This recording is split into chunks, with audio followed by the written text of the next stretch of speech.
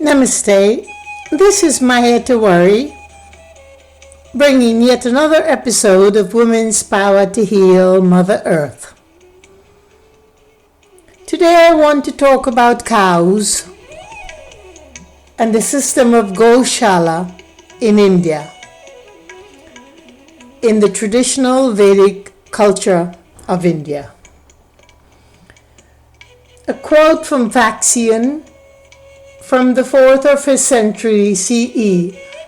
He was a Chinese pilgrim that went to India, and this is what he had to say. India is a strange country. People do not kill any living creatures. They do not keep pigs and fowl, and do not sell live cattle. In what we now know as Kulawy, Poland, archaeologists found ancient strainers with evidence of milk fat molecules. This dates cheese making to approximately 5,500 BC. Consequently, the earliest record of cheese joins the archaeological record earlier than butter, which doesn't appear until 2500 BC and may have even been named after cheese. The word butter is believed to have been derived from the Greek term boituron, which literally translates as cow's cheese. But in the Vedas, which existed 1500 to 1200 BC or much earlier, and I believe it was much earlier, noted here that Western history only covered the West.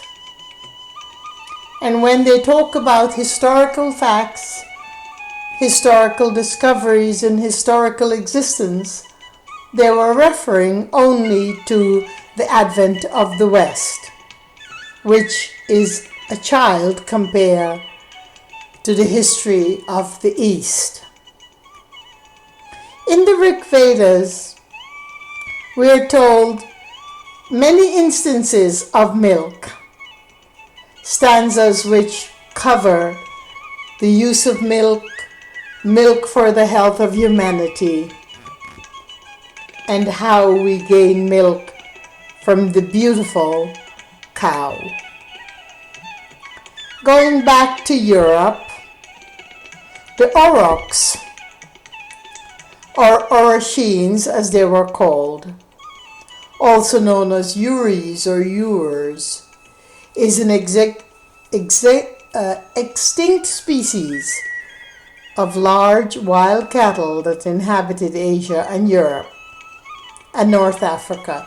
We firmly understand that the exodus of cattle into Europe happened from North Africa. These species survived until the year 1627, when the last recorded urochs died in the Jaktorau forest of Poland. Cattle domestication from wild origins were among the most important innovations during the Neolithic agricultural revolution, one of the earliest revolutions of the 17th century. The available genetic and archaeological evidence point to at least two major sites of domestication, and those were in India and in Northeast, which is Africa, where Zebu and the Turin breeds would have emerged independently. Now, the Zebu and Turin breeds were those cattle or cows that could fare better in tropical climates or in temperate climates.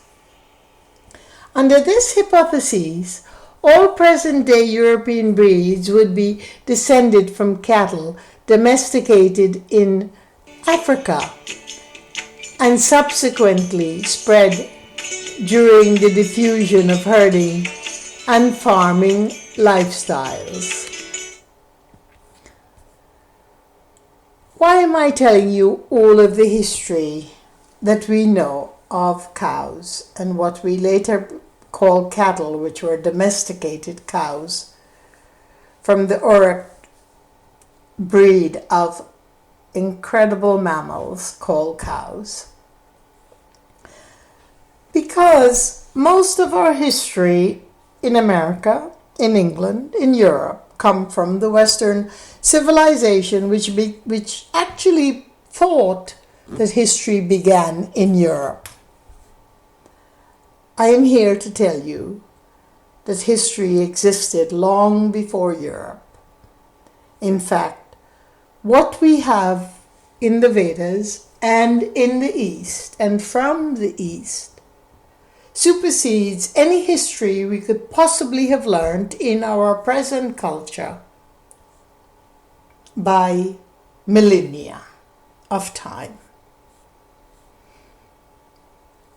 The understanding of cow, its relationship to the human being and our humanity, lies in the Vedic understanding of what it means to be a creature of the universe, a human being in relationship to the larger universe of creatures. We can say that the word vegetarianism, for instance, comes from the Vegetarian International Union Association, which was formed in 1908 in the Western world. Well, good for us in the Western world. But far more important than that is the word in Sanskrit, which is Shakahari, vegetarianism. Shaka means vegetable and mamsa means the meat of flesh. But vegetarianism actually started in the East. It is a term in Sanskrit, Shakahari, that means do not harm, ahimsa, ahara, that which nourishes, that which comes from the earth. In the Vedic culture, vegetarianism has been connected to the attitude of nonviolence toward all animals. As we say in Sanskrit, it is ahimsa. The ancient work of Tirukkural from the south of India explicitly emphasizes shunning meat and non-killing, because we are here not to conquer and invade the privacy and sentiency of other beings, but here to develop the sentiency and consciousness of humanity, of the human factor. Vegetarianism is part of that human factor. Now, my conversation with you today has to do more with cow, milk, and I will introduce to you a new word called Goshala, and that is how we took care of the cows and why. The Goshala, a Sanskrit word, can be defined as the protective shelter for cows. This concept has a long history in India, dates back to the early millennia of the Vedas. But in recorded history in 1880, a gentleman by the name of Rao Yudhishthir Singh Yadav from the Haryana state of India decided that he was going to form what is called a shelter for cows. We have since known about it as the Goshala. The first society for the protection of cows also started in Punjab in 1882. and all Hindu rulers, princely states across India protected cows, and the Goshala became a thing of the present.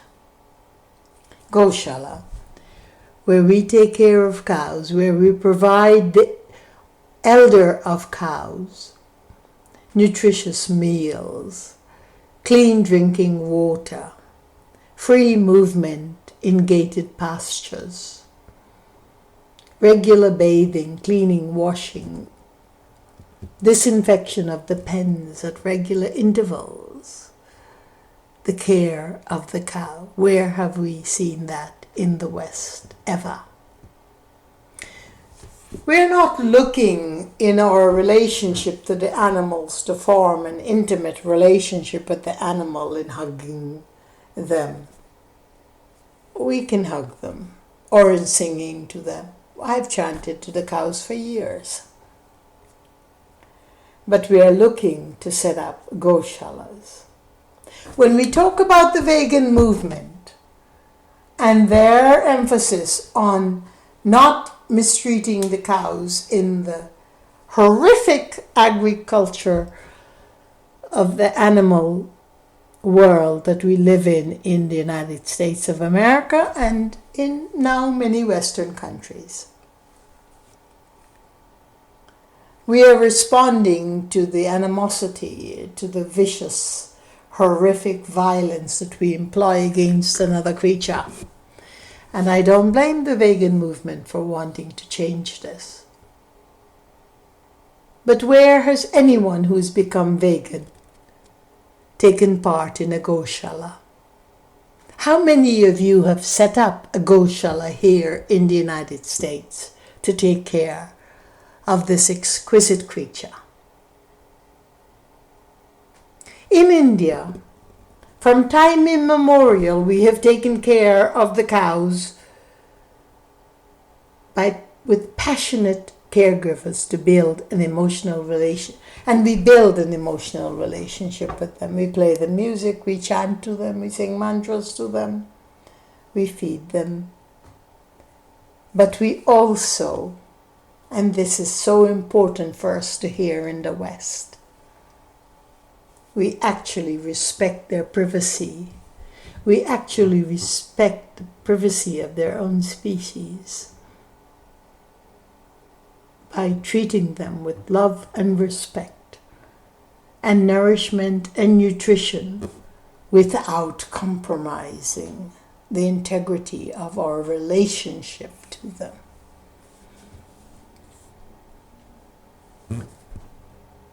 In 2014, in the Parliament of India, we had recorded about 3,500 goshalas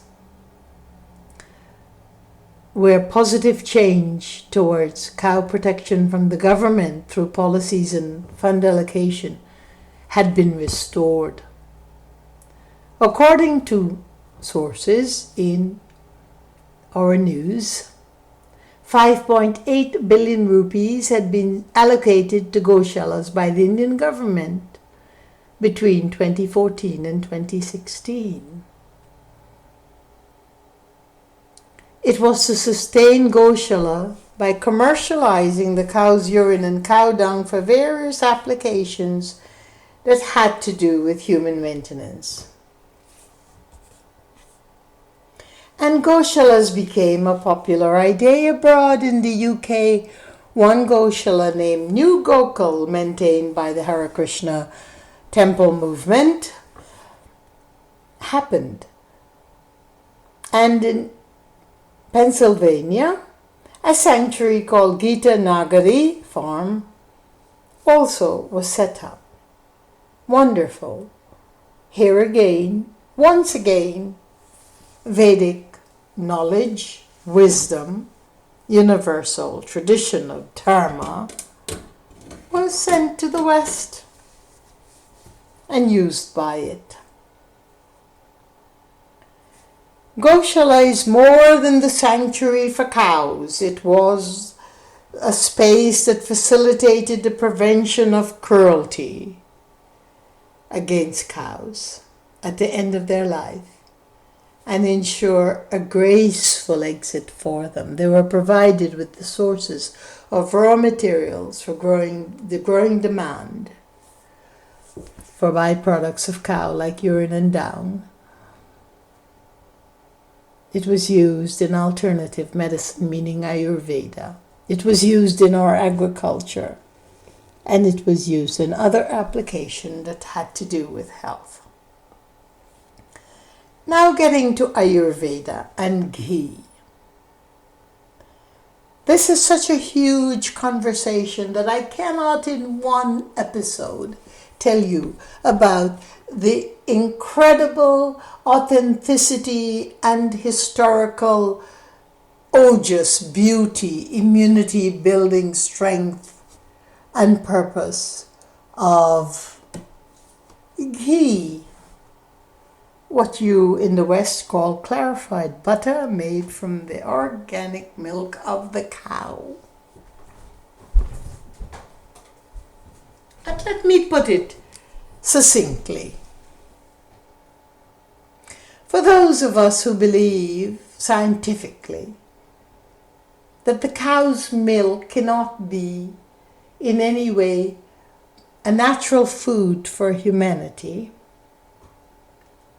for those of us who contribute to the fact that we will not drink the cow's milk because it's an animal, oh, of course, but it's an animal that we want to protect. Let me put it to you this way. The contamination of the animal husbandry in the United States and other Western countries have very little to do with the authenticity and the Shakti and the beauty of the cow or its milk or its young. Ghee has been mentioned in the Vedas millennia and millennia ago, way longer than earlier 1500 BC. And if I were to be told that you in the United States, a very young and immature country and culture, know more about the authenticity of milk for human digestion, I would say we have a history that comes way before modern history. Modern history only took into consideration the age of Christianity, the age of Western existence. But history goes way beyond Europe and Britain and the United States. History goes way beyond the East, way beyond China, way beyond India, way beyond the Himalayas. The mountain the West has tried to conquer so many times. Let us be real. The cow is considered sacred in India not because of Hindu belief. The cow is considered sacred in India because she gives and gives and gives and gives. She is the epitome, she is the ideal, she is the aphorism. She is the iconoclast, she is the archetypal mother. You remember that word? Mother. Mata. Ma. The earth herself. In Ayurveda, we use the milk of the cow as a medicine for the human contaminated diseases of ego. And it is no accident that that very ego, the science of what you call milk in the West, that very ego is what ghee assuages, calms, makes more humane. In the Vedas, it is informed that ghee is the elixir of life. Ghee is what you call clarified butter from organic milk. And I don't want to keep using the word organic because milk, when taken from the cow while she still had so much excess after she gave birth, was meant for the human consumption. When prepared and imbibed in the spirit of reverence and veneration, ghee is an element of the five elements that elevates inner consciousness. She's beyond the five elements because, in fact, she strengthens what we call ojas, the body's primordial immunological force, reducing fatigue and stress, aiding the body. But more importantly, in Ayurveda, she is a vahana. She is a vehicle. She is that which we can put a medicine into. She holds the medicine in total integrity and zips it, radiates it into the tissue of depth that it needs to go to. Tell me, what do we have in modern science that can do that? That can target the tissue, target the depth of tissue, target the integrity of tissue, and carry a medicine within it to that very point of destination. The Vedic seers consider milk to be the most sattvic, which means peace-producing, food for humankind. Since 19 whatever, I have been writing about the cruelty against this exquisite creature, the cow. In my first book, A Life of Balance, I talked about the egregious practices against animal farming, and in particular the cow. The cruel practices engaged in minding the animals, as well as the arsenal of poisons, chemicals, hormones, which are used in their fodder, all contribute to the misery of not only this beneficial animal, but the impairment of what they produce in the sustaining milk for life, the dimming of the divine light. When butter, yogurt and ghee are made from milk produced by conscious organic dairy farmers, and there are few here in my immediate neighborhood, they are considered to be our most nourishing and healing foods. Among them, ghee, as we clarify the butter, stands out as the elixir for excellent health. And it has been used, according to the Vedas, from time immemorial, way beyond the onset of Western history to which you contribute, and to which the entire life practices today that destroys Mother Nature is based on.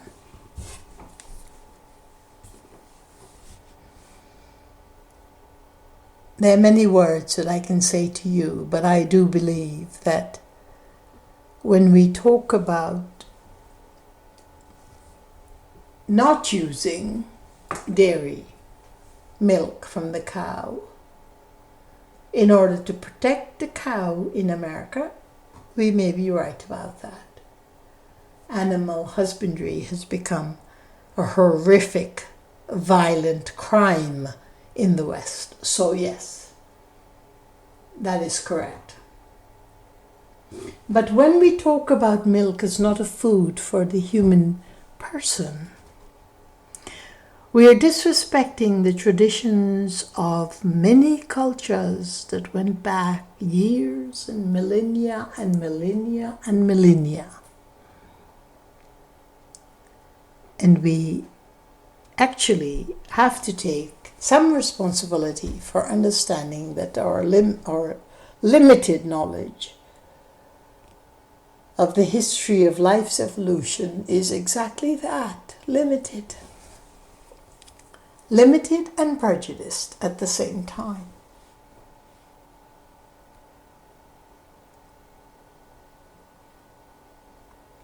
In the Vedas, we are told that milk soothes the body, mind, and spirit. It enriches the voice to bring forth personal sound. It aids our body to let go of toxicities. This purified soma, meaning the healing element within it, have flowed forth, mixing curd and milk. Ayurveda actually considers milk to be the most complete food on earth. The barbarism of what has happened to our milk source and how we get milk and what we've done to these incredible creatures is yet another story. But it does not disown the nutritive, exquisite value of the mother that the cow brings to humanity. I am passionate about this subject, as you can tell, and we will continue it in my next discourse on the making of ghee. No, I'm not going to give you a formula on how to make ghee. You can find that in many of my books. But I am going to tell you about the transcendent Pancha Mahabhutas, the 5 elements, as it transcends into food. Ghee being the elixir of all food. There we are. From an Ayurvedic point of view, I say to you, have a good day. Peace be your journey.